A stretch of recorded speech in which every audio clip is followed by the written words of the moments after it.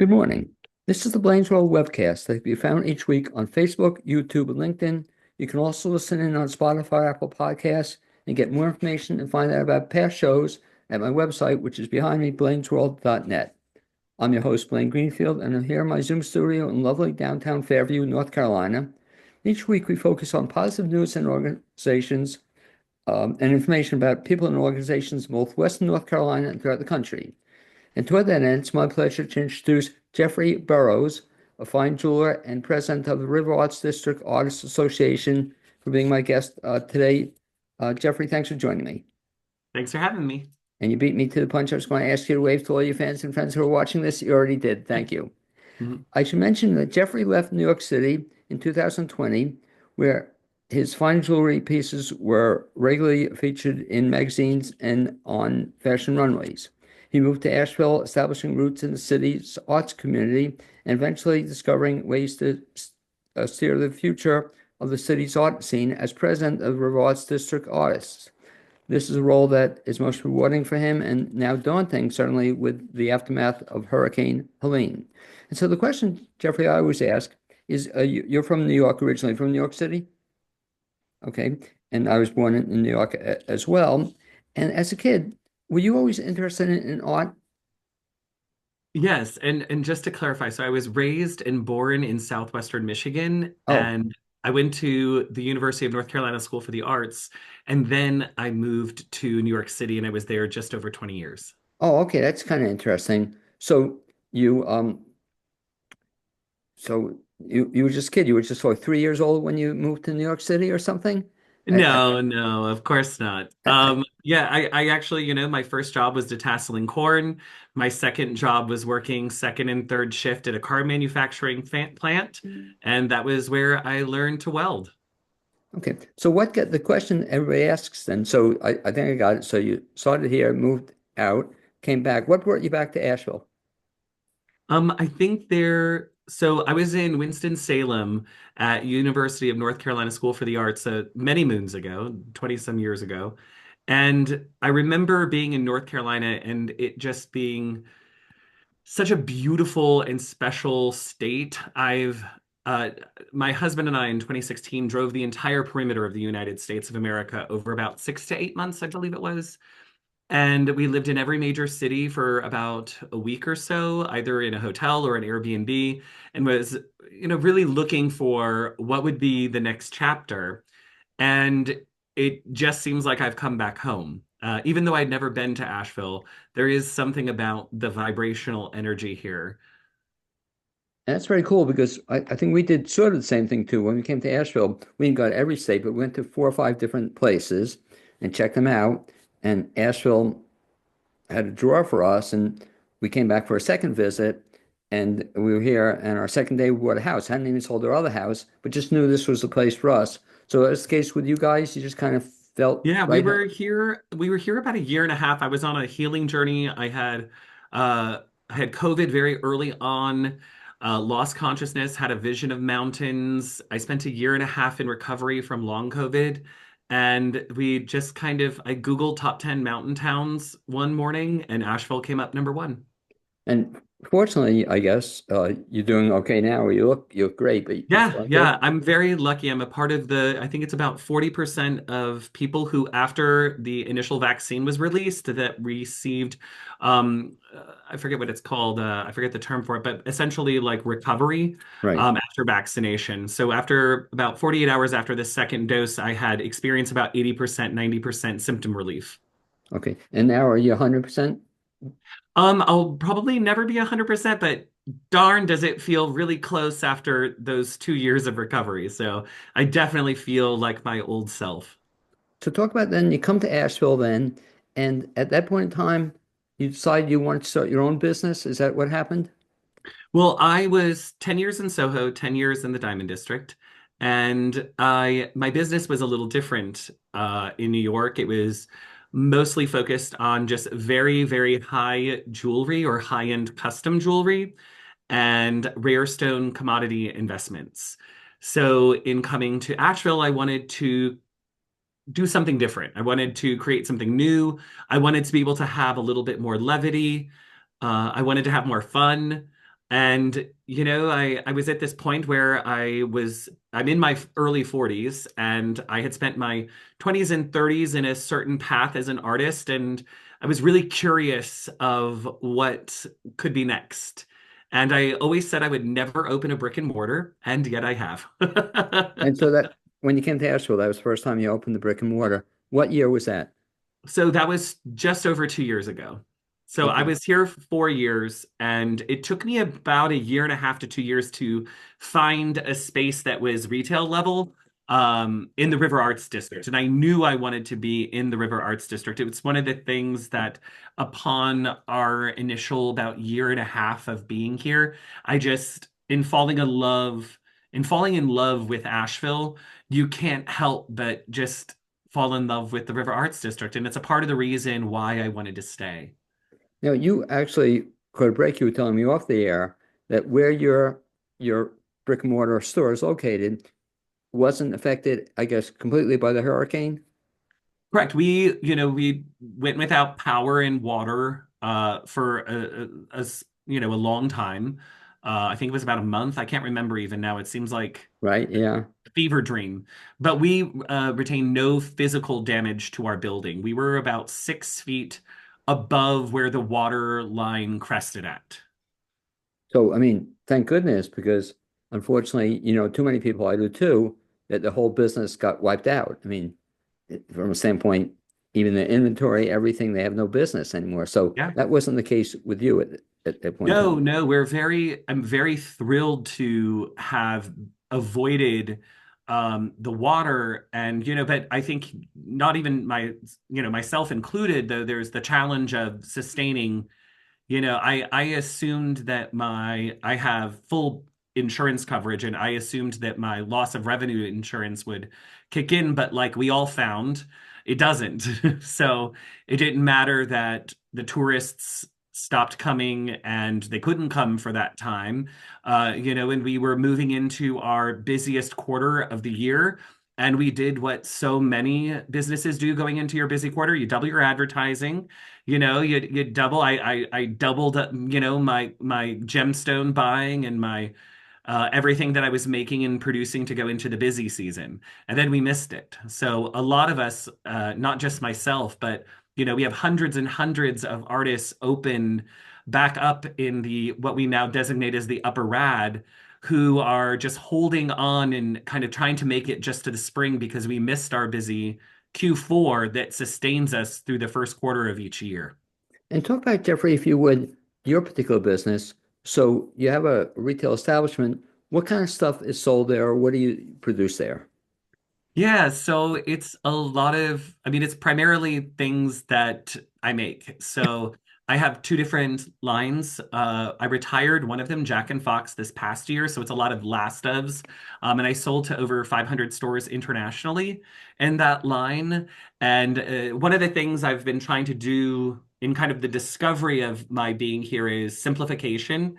So I had three different brands that I designed and managed and operated, and I've been consolidating them down to one. So that way the day-to-day is a little bit easier.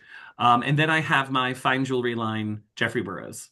Now, in terms of your various lines and stuff you have, are you by chance wearing any of it now, or can you show Of anything? course. Well, and by the way, I'll just stop a second and give you a compliment that I once had a photographer on the show, Jeffrey, and I asked him, I said I admired his work. He showed me something, and I said, on his business card, and he told me he didn't take the picture. Can you imagine? He was showing, so it'd be like you, and when I ask you to show that again, it'd be like you showing me your stuff, and it wasn't yours. So kudos to you. But can you imagine, not promoting your own stuff? So you just held up your hands too quickly. So these are rings you do?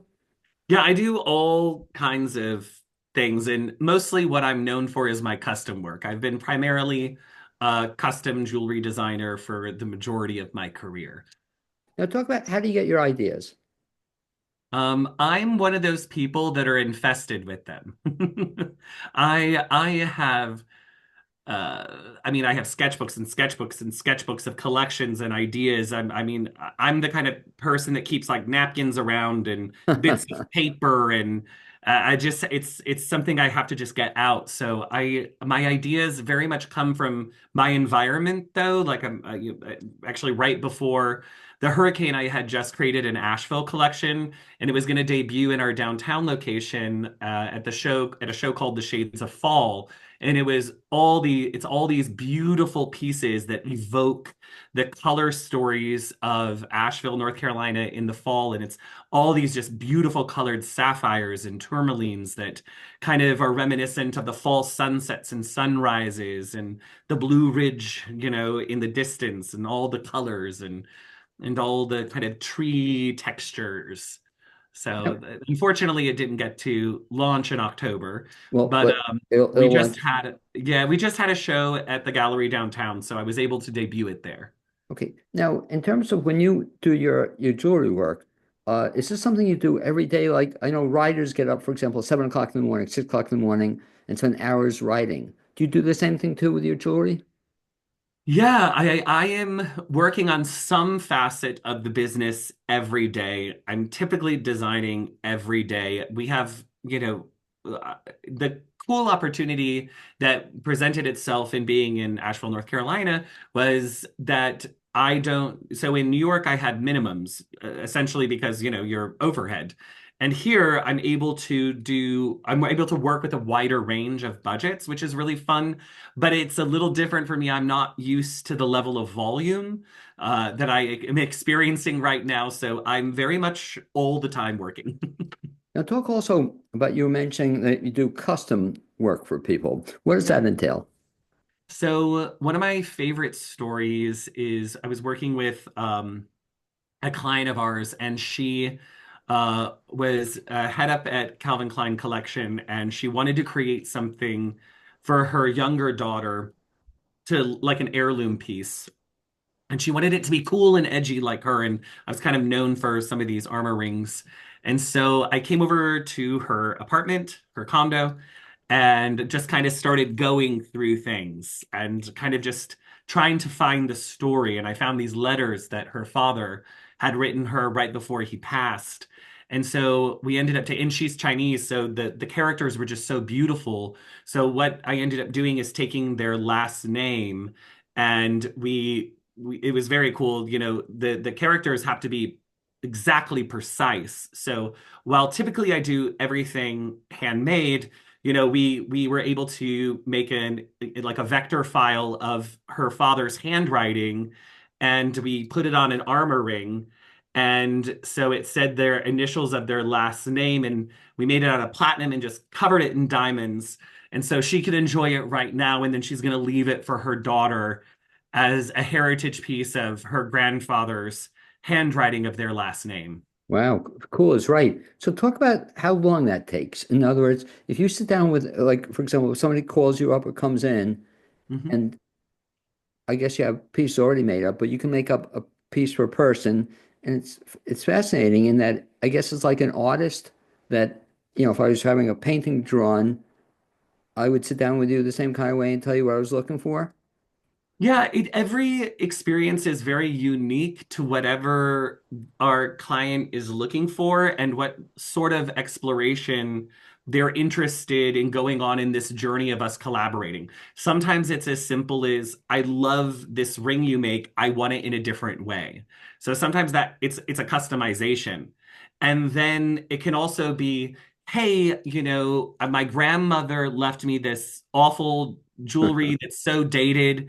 Can you just make something? And I'll usually, have questions like, I'm really into history and symbolism and iconography. So I usually try to understand and discover what resonates with them. What are symbols or themes that they relate to, and try to incorporate that into the piece.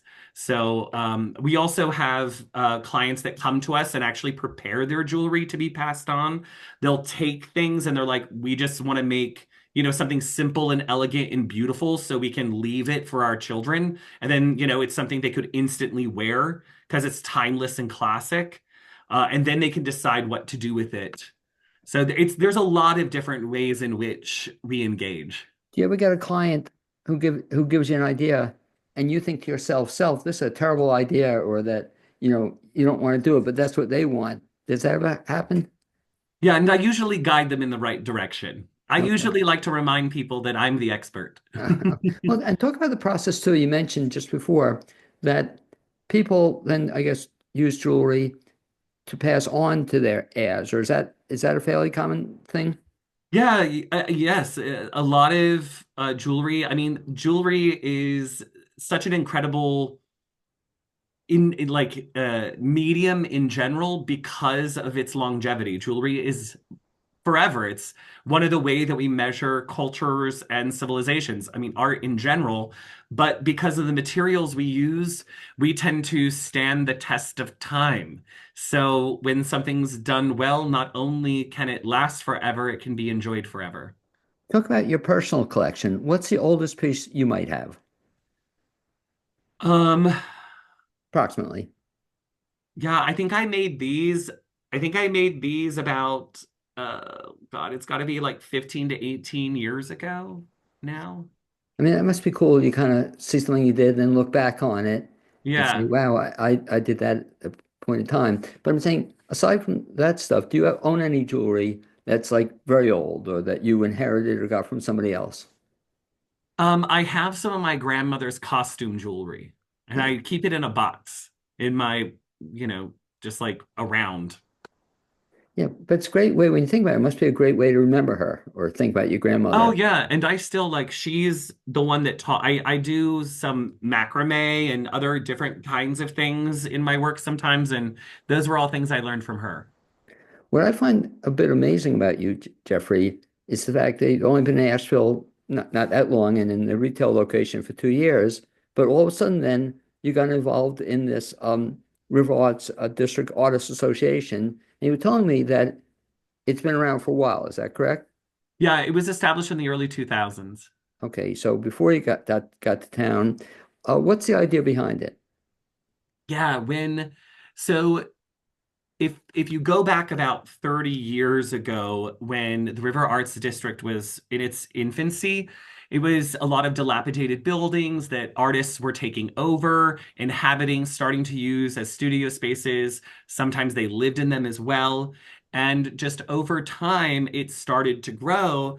And then they started in I think it was the 2010s. It was no, it was 30 years. This year is the 30-year anniversary of the original studio stroll, which was the first time anybody from the public could come to the River Arts District and walk inside these artist studios. So the 30-year anniversary was just this past October, which is a really, really exciting feat. We owe so much to the kind of like founding artists, those that have spent the last 30 years developing and growing the River Arts District into what it was right before the storm.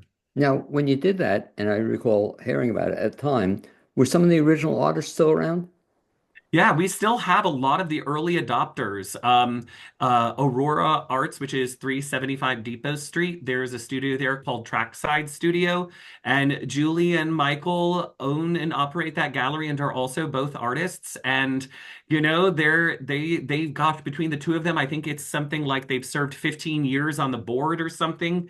So Michael was one of the original people that helped with the formation of the River Arts District Artists Organization, which is So, pretty cool. so when you came on board, and that's pretty cool, is right, in that it's been around for a while, but all of a sudden you come on board, and so within 2 years you became not only on board. I guess that's one of the problems being new into the area, especially if you volunteer for something. Once you volunteer for something, they're going to use you for everything. So is that Yeah. kind of what happened to you, that you came on board and then all of a sudden you become president of the association? Yeah. So I started as the marketing director Okay. and had a lot of, I think, interesting ideas to just try some new things. And people were open to them, which was really lovely and exciting. And then I had kind of started being, uh, I don't want to say pushed, but encouraged to run to be the president of last year was my first year as president.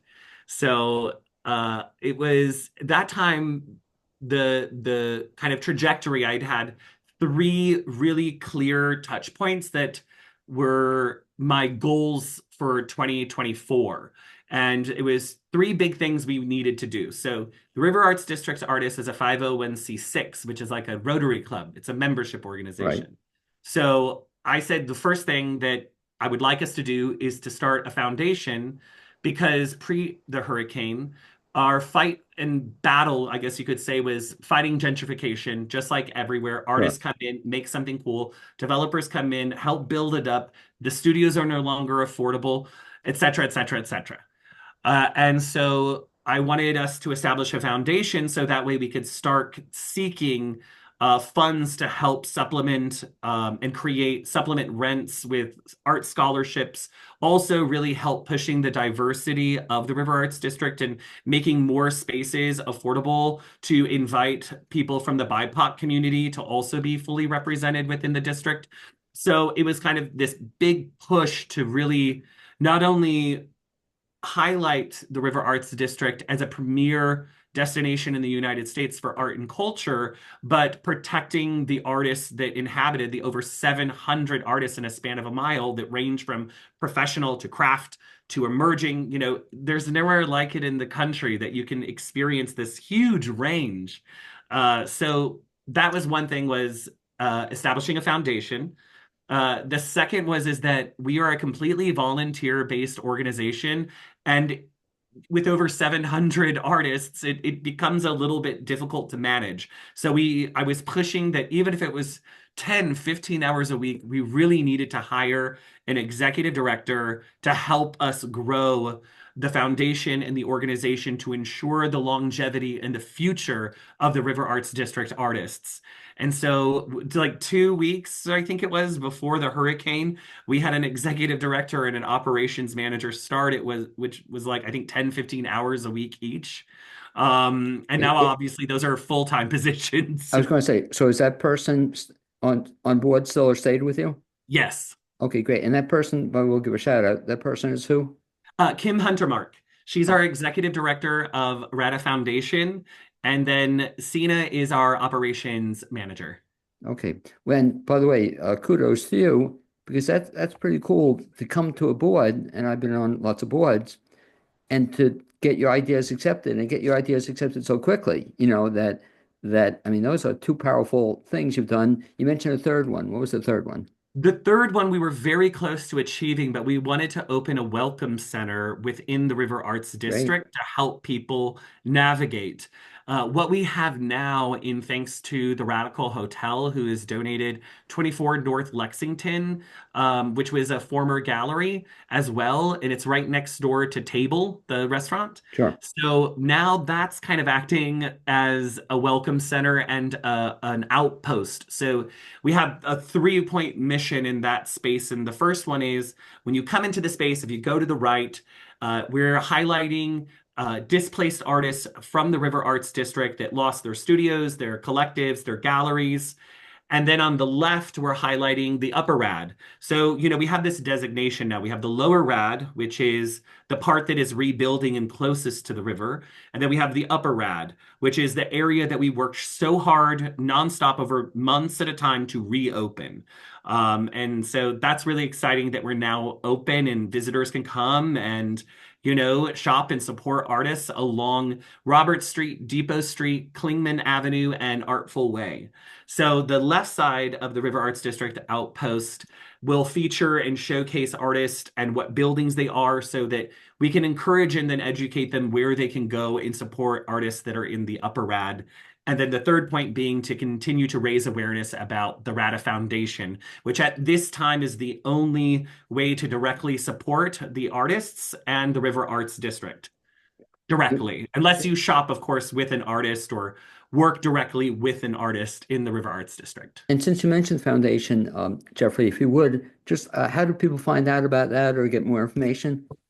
Yeah, they can go to riverartsdistrict.com. And from our website, you can find all of our artists by medium, by discipline, by building, location. And if you go to riverartsdistrict.com/donate, if you aren't able to come down or you just want to kind of help our emergency relief grant program or our build back program, you can donate directly there. Yeah, there's only one problem with listening to these things for the 2024 goals and things you've done.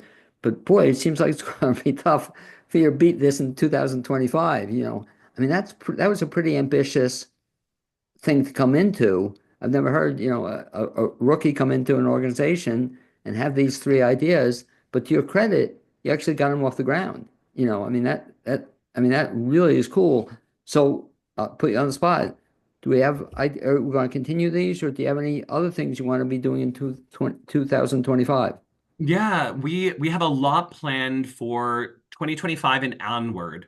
And this is in partnership. I now sit on a lot of committees and a lot of organizations, and I don't even know what some of them are called. They're organizations that we've made up to continue to promote and advocate for the rebuilding of the River Arts District. So with the organization that we just created, URAD, that's the leadership of RADBA, which is the business association for the River Arts District, the building owners and building developers. So we're working together to create a book that advocates and showcases the financial gains that we bring to our local and state economy, the amount of money that is kind of made through the River Arts District and its importance culturally and financially to Asheville, North Carolina. And then we're creating a unified vision of the future of the River Arts District. So that way we can go to the city as a unified force and say, these are the projects that we need. And talk about, Jeffrey, where you are now. We're into going to be February soon enough. In terms of how you're coming back from the hurricane, I'm just trying to think. Years ago, you had COVID, that went away, and then all of a sudden, a couple of years later, you have this hurricane. Where do you stand with respect to coming back to where you were and eventually surpassing it, hopefully? Yeah, I don't like to think of things as getting back to where we were. Good point. Um, I think there's just a lot of associations with that, and all we can do is continue to forge ahead. Great point. And I think we honor where we came from, but you have no choice, right? You have to look at this as an opportunity because otherwise it's just complete tragedy and trauma. So how do we take what's been so devastating and washing away people's dreams, and how do we turn that into something? So this isn't for nothing, right? How do we maintain this build back better? What does that mean? That means that we're more sustainable, we're more flood ready. There again, like I make jewelry, but I can't be the only one asking these questions. Why can't we get the Army Corps of Engineers here and help reroute? Like if we're at the bottom of a fishbowl as you Right. come down into our Asheville area, why aren't we making areas that divert water to catch it in case of an event like this again? Um, and there's been a lot of talk, and we've been meeting with people from all over the country, and Arts AVL is helping facilitate that as well. So we've learned a lot from artists and art collaborators in New Orleans about how they've built back, and in Denver. And it's like, do we build a debris wall within the River Arts District? But it's a cool movie theater screen on one side and a climbing wall on another. So we need some time to think about the sustainable future of the River Arts District as well, so we're not in this place again. And so that's why right now, one of the big things that I'm pushing, and we're hoping that a lot of the spaces previously are going to be back and open for the summer of 2025. But there's a lot of unknowns still. We're waiting for the city council to vote on some of the regulations on how we have to build back, and how the building owners have to build back. So in the meantime, I think it's really important that we have temporary use spaces. I don't know who's going to pay for them. We need to find someone to pay for them. But if you remember, if you've ever been to New York during the winter time, and they have like the Union Square Market, and they have these temporary spaces where people can set up, but it gives our artists a way to get back out there and selling. We want to make sure that the financial loss is the least impactful as possible. I think I said that right. Um, and one of the things that I've read about post a disaster is a business doesn't start feeling the full economic impact until 5 to 6 months after the initial disaster, which means we're just now hitting that point of the economic impact from the disaster. People have reserves to stay open. Those are going to start to kind of, move away. And so we're in a really important time where we need people to come down to the River Arts District and help support us. We had three businesses in Along Artful Way, and the building we're in Radview. So we're a smaller group of six artist businesses, but we lost three of them since the hurricane that couldn't sustain their business. So it's starting to happen, and we need to do as much as we can to stop that from happening. Now, if you would, Jeffrey, just mention two other things you alluded to, which I was kind of impressed with, the fact that you have, I guess, committees or subgroups to help artists who are struggling. Or, I forgot the names of them, but you mentioned two of them in passing, and talk about those and what they're involved in. Yeah, the first thing we did is we had Radfest, which was Right. this past November. We had over 10,000 people in the streets of the River Arts District. We generated over $1 million in sales for artists that weekend, which was really, really amazing and gave a lot of artists the lifeline they needed to hold on till December. And that, featured in the Pine Gate Renewable tents and then along Pink Dog Creative. We had displaced artists set up and selling the art that they were able to recover from either Riverview Station, Cotton Mill, wherever they were located, and they were able to sell some of their art. And then we have now the Rada Outpost, where we've just opened a few days ago. We've already sold three paintings and a few ceramic pieces. Where's And that? it's at 24 North Lexington. Okay. And then a lot of the Upper Rad galleries, collectives, studios have incorporated artists that have been impacted and displaced as well. And, a lot of the galleries downtown are doing different individual kind of points. Like I know Bender Gallery is doing an exhibition right now that highlights some of the River Arts District artists. At our gallery downtown, we adopted a couple artists as well. So I know a lot of the galleries, not just in the Upper Rad, but throughout downtown, are doing everything they can. And we've also had opportunities where the Radico Hotel sponsored an event in Atlanta, and Ponce City Market donated a beautiful large space that was turned into a gallery for the month of December, where we highlighted displaced artists from the River Arts District as well. And we generated over $40,000 in artist sales, and 100% of those proceeds go directly back to the artist. And so, Jeffrey, if folks want to get in touch, first of all, with you or find out more about the River Arts District Artists Association, what's the best bet? Yeah, if anyone wants to get in touch, they can always visit me at the store. I'm there Thursdays through Mondays at this point. We hope to be back to 7 days a week soon. We're just kind of waiting maybe till we get that spring push or summer push of tourism back. President at riverartsdistrict.com is my email. I will say be gentle, be kind. My email is grossly over inundated, and I do my best that I can. It is still a volunteer position, so be nice to me. Well, but mention, so is there a website for the association? riverartsdistrict.com. .com. And specifically, if they want to get in touch, I'll have you repeat the email address, but also do you have for your store, do you have a Facebook page or a website for the store itself? Yeah, jeffreyburroughs.com. I'm not really great about keeping my website up to date, but people can find me on Instagram at Jeffrey Burroughs New York. Okay, I'd like to thank you for being my guest on this edition of Blaine's World webcast. I'd also like to thank my producer, Cappy Tassetti. I'd like to invite people, if they're watching or listening, come down to the River Arts District, see Jeffrey and see How many artists are there We altogether? have hundreds and hundreds of artists that have reopened, so there's still a lot to see. Okay, a lot to see. Plus, still a lot of good restaurants down in the area, and you'll have a good time. Just still a great area to walk through. And Jeffrey, I'd like, thank you for all you're doing. And it was great meeting you. Also, again, thank you to my producer, Cappy DeSetti. Hopefully, someday in the not too far distant future, we'll even get in touch and meet each other. That'd be great, Jeffrey. Thank you. Lovely. Okay, Thank great. you. Thank you.